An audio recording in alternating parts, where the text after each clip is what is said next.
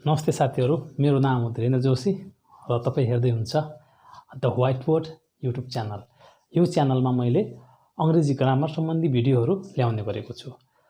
तपाईहरुले आफ्नो अंग्रेजी सुधार गर्न चाहनुहुन्छ या अंग्रेजी सिक्न चाहनुहुन्छ भने मेरो च्यानललाई लाइक गर्नुस्, सब्स्क्राइब गर्नुस्।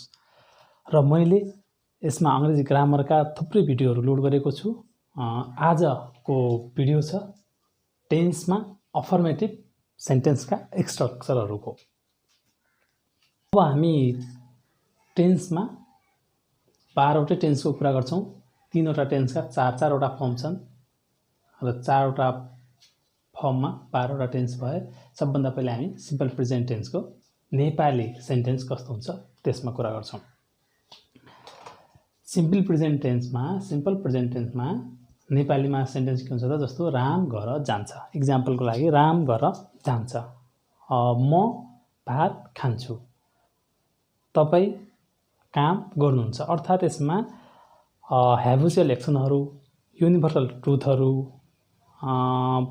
त्यसपछि रुटिन वर्क्सहरु चाहिँ सिम्पल प्रेजेन्ट टेन्समा आउँछ।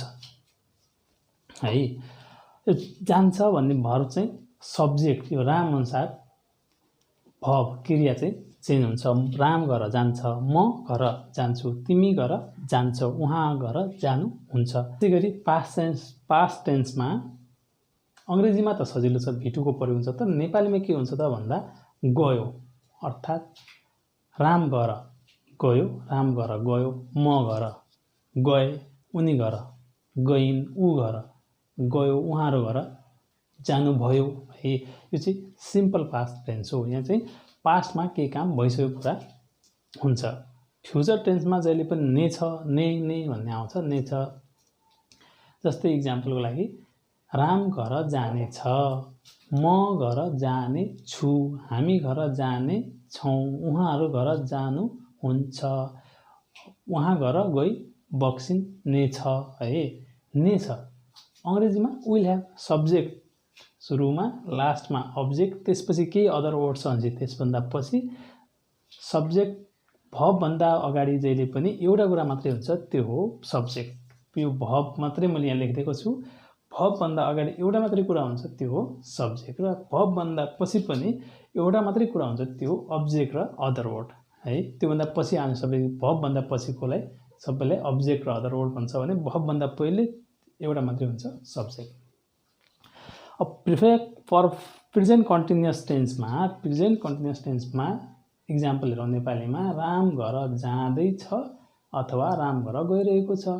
है पास्ट कन्टिन्युअसमा पनि सबै सेम हो, तर थियो हुन्छ। राम घर जाँदै थियो, राम घर गइरहेको थियो। फ्युचर कन्टिन्युअसमा राम घर जाँदै हुनेछ, राम घर गइरहेको हुनेछ। इंग्लिशमा त सजिलो छ।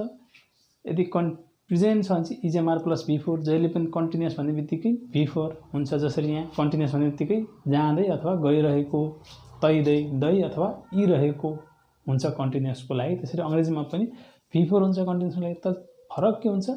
प्रेजेन्टमा इजएमआर प्लस B4, पास्टमा वाज वेयर प्लस B4, फ्युचरमा चाहिँ विल बी प्लस B4। है पर्फेक्ट कन्टिन्युअसमा के छ त एको अथवा इ सकेको भन्ने नेपालीमा हुन्छ। एको अर्थात् इ सकेको। राम घर गएको छ अथवा राम घर गइसकेको छ। राम घर गएको थियो अथवा राम घर गइसकेको थियो। फ्युचरमा राम घर गएको हुनेछ अथवा राम घर गइसकेको हुनेछ। यसरी इंग्लिशमा त has a plus B3, had plus B3, will be plus B3 जसरी इंग्लिशमा पनि B3 छ। राम घर गएको हुनेछ अथवा गइसकेको हुनेछ। अंग्रेजीमा विल ह्याभ प्लस B3। यदि यो भन्दा अगाडि के हुन्छ, एउटा कुरा मात्रै हुन्छ सब्जेक्ट, र यो भन्दा पछाडि एउटा कुरा मात्रै हुन्छ, त्यो अब्जेक्ट। र अब्जेक्ट भए केही पनि छ भने त्यसलाई चाहिँ अदर वर्ड भन्छ। यो जहिले पनि भर्ब चाहिँ अंग्रेजीमा जहिले पनि बीचमा रहन्छ। नेपालीमा के हुन्छ त भर्ब क्रिया चाहिँ जहिले पनि अन्तिममा हुन्छ नेपाली सेन्टेन्स। अब कन्टिन्युअसमा जान्छौँ हामी, प्रेजेन्ट पर्फेक्ट कन्टिन्युअसमा। पर्फेक्ट कन्टिन्युअसमा के हुन्छ भने जुन कन्टिन्युअस टेन्समा हुन्छ त्यही नै पर्फेक्ट कन्टिन्युअस टेन्समा हुन्छ, तर फरक त्यति मात्रै हुन्छ, त्यहाँ समयको उल्लेख गरेको हुन्छ। कहिलेदेखि त्यो काम हुँदैछ, जस्तै राम घर जाँदै छ भनेको छ भने कहिलेदेखि जाँदैछ भन्ने कुरा उल्लेख हुन्छ। राम बिहानदेखि घर जाँदैछ, अर्थात् राम बिहानदेखि घर गइरहेको छ। पास्टमा राम बिहानदेखि घर जाँदै थियो अथवा राम बिहानदेखि घर गइरहेको थियो। फ्युचरमा राम फ्युचर पर्फेक्ट कन्टिन्युअसमा राम बिहानदेखि घर जाँदै हुनेछ, राम बिहानदेखि घर गइरहेको हुनेछ। अङ्ग्रेजीमा त सजिलो छ, बिफोर बिफोर बिफोर, किनकि कन्टिन्युअस नै हो, त्यही भएर बिफोर बिफोर बिफोर। र पर्फेक्ट पनि हो, त्यही भएर बिन बिन बिन बिन भनेको बी वाज बिनको B3 के हो त बिन भयो, be B1 be was B4 been B3, त्यही भएर दुइटै भएको हुनाले पर्फेक्ट कन्टिन्युअस भनेको बिन पर्फेक्ट बिफोर कन्टिन्युअस। अब प्रेजेन्ट पर्फेक्ट कन्टिन्युअसमा प्रेजेन्ट भन्ने बित्तिकै के हुन्छ त ह्याज हुन्छ, ह्याज ह्याभ। पास्ट भन्ने बित्तिकै ह्याड हुन्छ, ह्याज ह्याभ चाहिँ B1 प्रेजेन्ट टेन्समा हुन्छ, पास्टमा ह्याड हुन्छ। फ्युचरमा जहिले पनि विल हुन्छ, will have been plus before. यसरी ट्रान्सलेसनमा जान्छौँ हामी। जस्तो B1 अथवा B5 हुन्छ, योभन्दा अगाडि सब्जेक्ट हुन्छ तर त्योभन्दा पछाडि अब्जेक्ट र बाँकी शब्दहरू हुन्छ भने चाहिँ सब्जेक्ट खोज्छौँ हामी। सब्जेक्ट राम छ, यसमा सुरुमा राम, त्यसपछि अब B5 अथवा B1 के राख्ने भन्ने छ। यसको लागि थोरै म B1 अथवा B5 के राख्ने भनेर यहाँ गर्छु।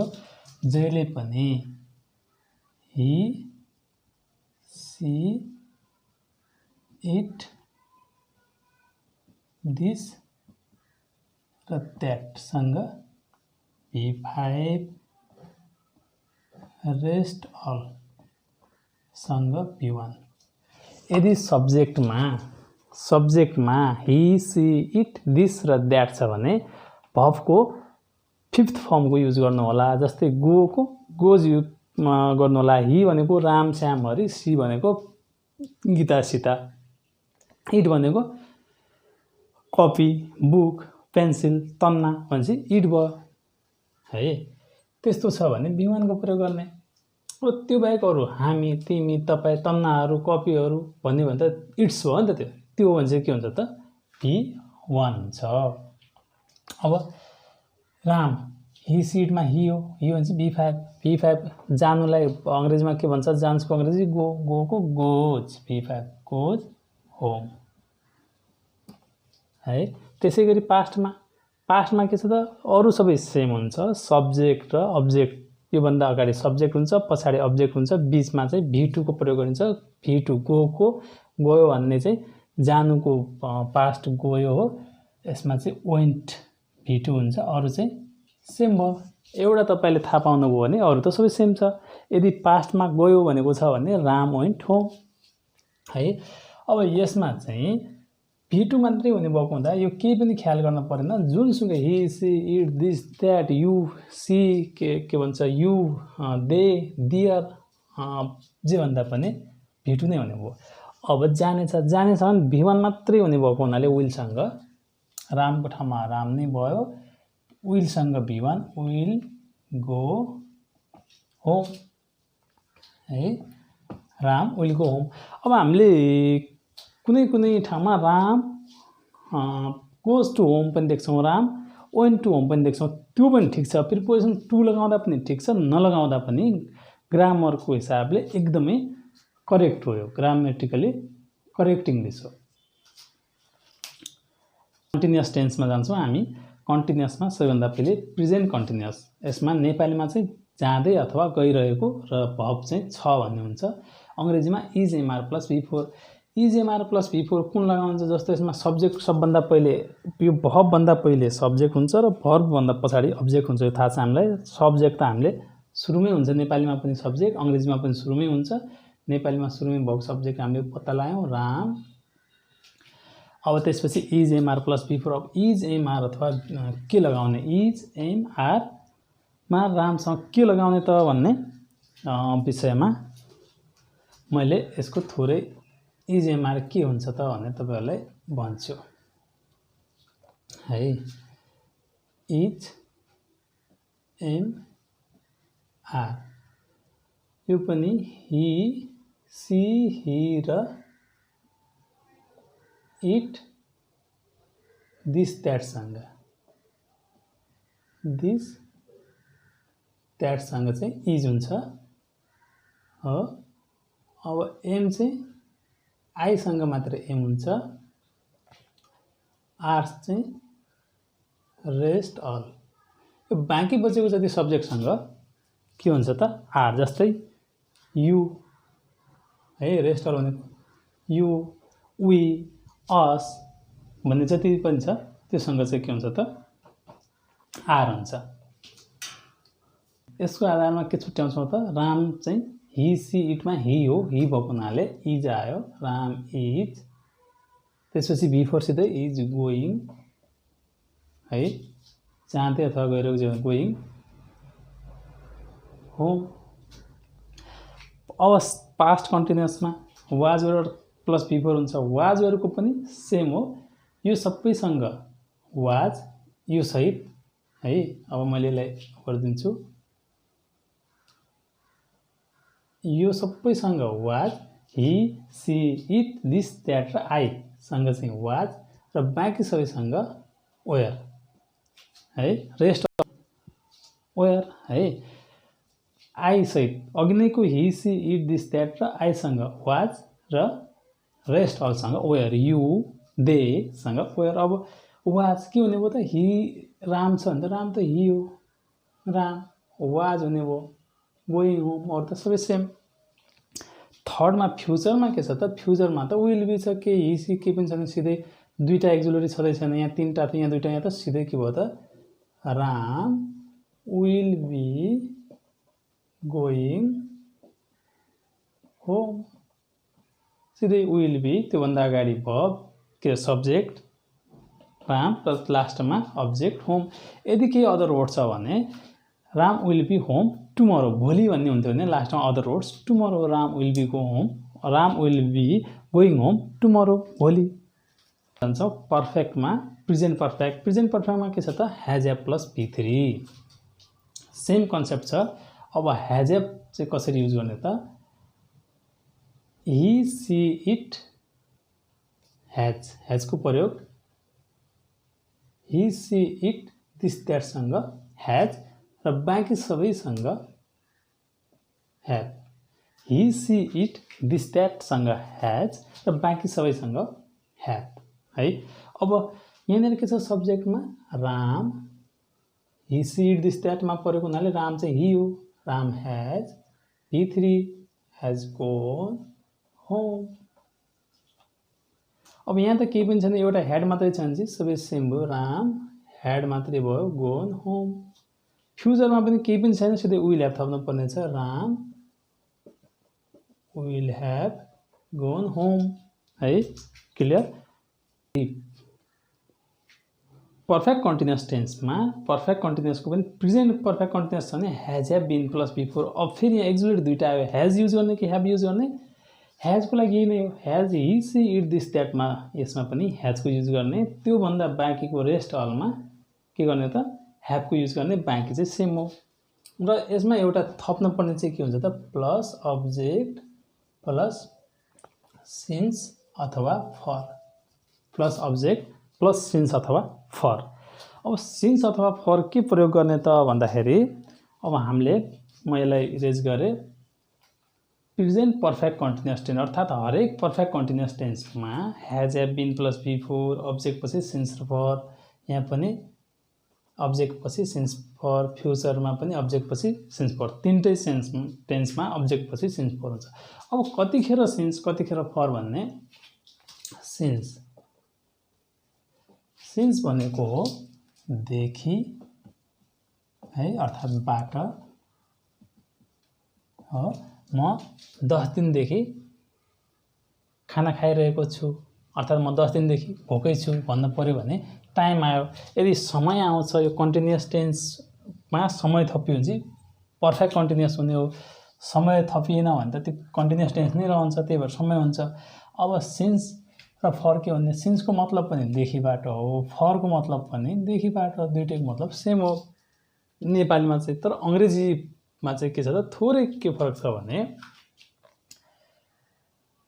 Point of time, point of time छ भने सिन्सको प्रयोग गर्ने, त्यो भने के हो त भन्दा एक्ज्याक्ट टाइम छ भने EXACT, एक्ज्याक्ट टाइम छ भने सिन्सको प्रयोग गर्ने है ठ्याक्क तोकेको समय छ भने चाहिँ सिन्सको प्रयोग गर्ने फर चाहिँ के को लागि भन्छ त भन्दा पिरियड अफ टाइम अवधिको कुरा गरेको छ है जस्तो 2 दिनदेखि भनेको छ भने आज 3 दिन हुन्छ तर यो पोइन्ट अफ टाइम भनेको के हुन्छ भने 1 गतेदेखि स्कुल लाग्छ भने चाहिँ 1 गतेदेखि नै लाग्छ 2 गतेदेखि लाग्दैन तर 1 हप्ताबाट स्कुल लाग्छ भनेको छ भने अर्को दिन चाहिँ के हुन्छ त 6 दिन पछि स्कुल लाग्छ त्यसपछि के हुन्छ 5 दिन पछि स्कुल लाग्छ यो चाहिँ पिरियड भयो यति दिनदेखि यति वर्षदेखि भनेको छ भने त्यो पिरियड भयो 2020 देखि 2025 देखि भनेको छ भने पोइन्ट भयो ठ्याक्कै तोकेको टाइम छ एउटा तोकेको टाइम छ भने पोइन्ट भयो र पिरियडमा छ 10 दिनदेखि 15 दिनदेखि 1 हप्तादेखि 20 हप्तादेखि 2200 वर्षदेखि भनेको छ भने चाहिँ के भयो त त्यो पिरियड भयो सन् 2000 देखि भनेपछि फेरि पोइन्ट भयो त्यो सम्म भयो है के भयो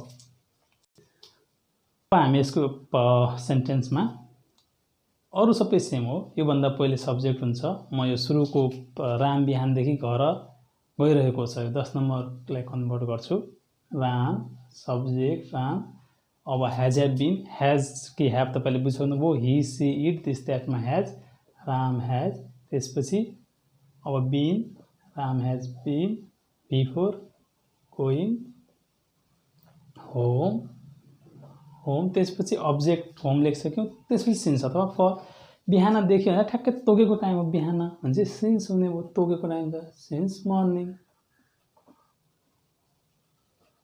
मर्निङ अब त्यसैगरी 11 नम्बरको एक्जाम्पल जाउँ राम बिहानदेखि घर जाँदै थियो भने चाहिँ के छ हेड मात्रै थप्न पर्ने छ रामको ठाउँमा राम नै भयो हैजको ठाउँमा हेड हुन्छ had been going home since morning अरु सबै सेम हुन्छ अब फ्युचर पर्फेक्ट कन्टिन्युअसमा के हुन्छ त भन्दा विल ह्याभ हुन्छ विल ह्याभ सब्जेक्ट पछि विल ह्याभ हुन्छ त्यसपछि सबै सेम नै हुन्छ 12 नम्बरको गरौँ राम विल ह्याभ हो त्यसपछि के हुन्छ विल ह्याभ पछि बीन को बीन भइहाल्यो will have been before going object home since अथवा फरमा ठ्याक्क तोकेको टाइम छ सिन्स मर्निङ अरु सबै सेम यसरी नै हामीले टेन्सलाई कन्भर्ट गर्यौं अब जहिले पनि प्रेजेन्ट टेन्स भनेपछि प्रेजेन्ट टेन्सले वर्तमानमा अर्थात् आज हुने कुरालाई गर्दछ सिम्पल प्रेजेन्ट टेन्सले आज हुने प्रेजेन्ट कन्टिन्युअसले आज भइरहेको प्रेजेन्ट पर्फेक्टले आज भइसकेको अर्थात् आज भएको र प्रेजेन्ट पर्फेक्ट कन्टिन्युअसले आज बिहानदेखि भएको या वर्तमानको कुरा गर्छ त्यसैगरी पास्ट टेन्सले बितेका कुराहरू गर्छ राम हिजो घर गयो है हिजो गयो बितेको कुरा राम हिजो घर जाँदै थियो कन्टिन्युअसमा पनि गयो हिजोकै कुरा या 1 वर्ष पहिलाको कुरा पास्ट पर्फेक्टमा के हुन्छ त भन्दा पास्टमै केही कुरा सकिसकेको छ काम चाहिँ केही सकिसकेको हुन्छ या सकेको छ या भएको छ भन्ने भयो अब फ्युचरमा के हुन्छ त अब हुने कुरा गर्छ फ्युचरले चाहिँ म भोलि घर जानेछु म भोलि घर जाँदै हुनेछु या म 10 वर्षपछि घर गइरहेको हुनेछु म 10 वर्ष भनेपछि कन्टिन्युअस पर्फेक्ट कन्टिन्युअस भयो म घर 10 वर्षपछि घर गएको हुनेछु पर्फेक्ट कन्टिन्युअस भयो यसरी हामीले सबभन्दा पहिले नेपालीमा त्यो कुन टेन्समा पर्यो भनेर बुझ्न एकदमै आवश्यक हुन्छ र त्यसपछि अंग्रेजीमा त धेरै गाह्रो छैन जहिले पनि बीचमा भर्ब आउँछ भर्ब भन्दा पहिले एक्जुलेरी भर्ब आउँछ एक्जुलेरी भर्ब भनेको तपाईहरुलाई के हो भन्ने लाग्न सक्छ कसैलाई जसलाई थाहा छ ठीक छ थाहा नहुनेले यो जुन is am are was were will be has have had जति पनि हैज बीन ह्याड बीन आएको छ यो चाहिँ एक्जुलेरी भर्ब हो भर्ब भन्दा पहिले एक्जुलेरी भर्ब आउँछ एक्जुलेरी भर्ब भन्दा पनि पहिले सब्जेक्ट आउँछ र भर्ब भन्दा पछिको पार्ट चाहिँ अब्जेक्ट हुन्छ र अब्जेक्ट भन्दा पछि यदि के अदर वर्ड छ भने अदर वर्ड आउँछ थ्यांक यू गाइज आजलाई यति नै भिडियो हेर्नुहोस् मन पर्यो भने लाइक गर्नु होला शेयर गर्नु होला र मेरो च्यानललाई सब्स्क्राइब गर्नु होला मैले यस्तै अंग्रेजी ग्रामरका बेसिक कुराहरू ल्याएर तपाईहरु सामु फेरि पनि आउने छु thank you keep watching have a good day